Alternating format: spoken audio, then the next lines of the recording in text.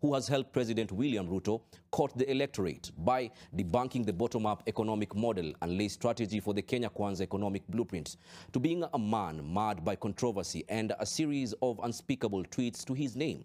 As Kenyans probe the economic decisions of Kenya Kwanza government on social media, they have experienced the wrath of Ndii through arrogant tweets. In some instances, Ndii has even tweeted that he doesn't trust the government he advises. Here now is that story.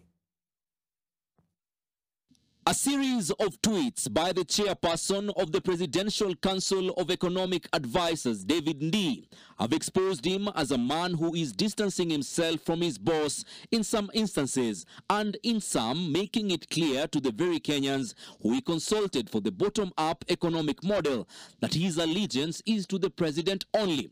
What a paradox. Ndii has come off as arrogant, replying to tweets in several instances using unspeakable words. Let's start with this tweet on X, formerly Twitter, on December 20th, 2023, in reference to this statement by President William Ruto before his election. Hatutakuwa tunatafuta madeni kutoka China na mahali ingine ambayo sasa inatuletea kisirani. A Kenyan, Abdirazak Muhammad, asked for David Ndii's take now that the president has changed his tune, with Kenya now seeking to borrow $1 billion from China.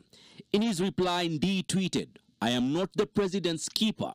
On September 14th, 2023, Ndii was put to task by yet another Kenyan on X by the name Muhindi about solutions President William Ruto and his deputy Rigathi Gachagua claimed to have for the country's ailing economy. Ndii simply replied, "And you believed them." It doesn't end there. Replying to a different comment still on X, where Kenyan discredited Ndii's competence, he replied, "So what? We don't live for you and we don't owe you." In a reply to Butere Man on X, who questioned Ndii's analogy on the country's debt, Ndii replied by saying, "I am paid to advise the president. Since you are not the president, what I tell you is unpaid." He actually epitomizes the character, the soul of his government. Yeah. Okay? Yeah. And see, if William really was concerned about the behavior of his people in government, Yeah. by now he could have reprimanded him or even asked him to step down. He should be speaking in a manner that calls for intellectual debate on his arguments. He speaks in a more pedestrian manner. That doesn't inspire the intellectuals, nor does it inspire the Kenyan public that wants to see hope. In his tweets, Ndii has also predominantly blamed President Uhuru Kenyatta's government for leaving the country in dire straits and huge debts.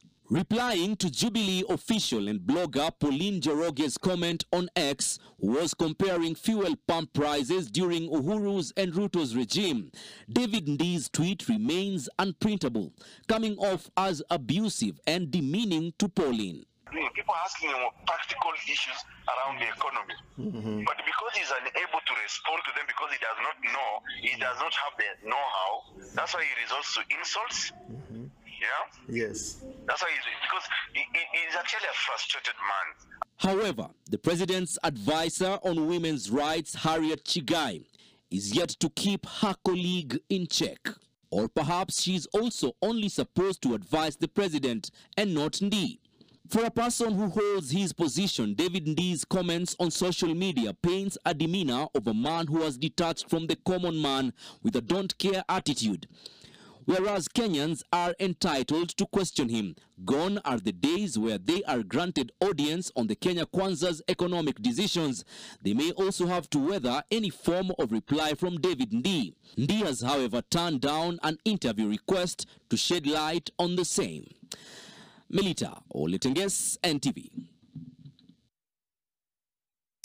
Let's take a look at sports news now. Kakamega Homeboys will play defending champions AFC